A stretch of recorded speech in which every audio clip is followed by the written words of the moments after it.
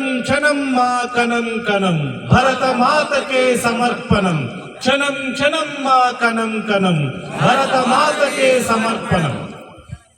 ఇవాళ దేశ ప్రధానమంత్రి శ్రీ నరేంద్ర దామోదర్ దాస్ మోడీ గారి యొక్క జన్మదిన సందర్భంగా ఈ దేశం సమైక్యంగా ఉండాలి, పార్టీలు మతాలకు అతీతంగా ఈ దేశం సమాజం నిర్మాణం కావాలి అనే ఒక సమైక్య వాదాన్ని తీసుకొని తాడిత పీడిత బడుగు బలహీన వర్గాలందరినీ కూడా సమగ్ర అభివృద్ధి దిశగా నడిపిస్తున్నటువంటి నిజమైనటువంటి శ్రామికుడు సేవకుడు దేశ ప్రధాని నరేంద్ర మోడీ గారు.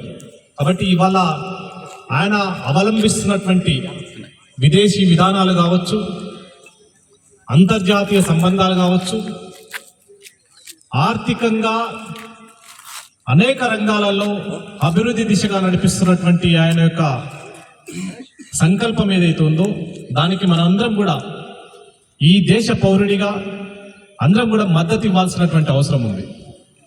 మనం చూస్తున్నాం, ప్రపంచంలో అనేక దేశాల యొక్క చరిత్ర కనుమరుగైనటువంటి సందర్భంలో నిన్న మొన్న మనకు తెలిసినటువంటి మనకు స్పృహ కలిగినటువంటి దేశాలన్నీ, సమీప దేశాలన్నీ ఆర్థిక వ్యవస్థ కుంటుబడి ఆ దేశాలు చిన్నాభిన్నమై అనేక రకాల ఇబ్బందులు పడుతున్నటువంటి సందర్భాలు మనం చూస్తా ఉన్నాం. దేశ ప్రధానిగా నరేంద్ర మోడీ గారి యొక్క శకం చరిత్రలో ఒక లేదని అనుకుంటే ఈ దేశం యొక్క పరిస్థితి ఎంత దయనీయంగా ఉండేదనే విషయం మనం కల్లారా చూసినాం.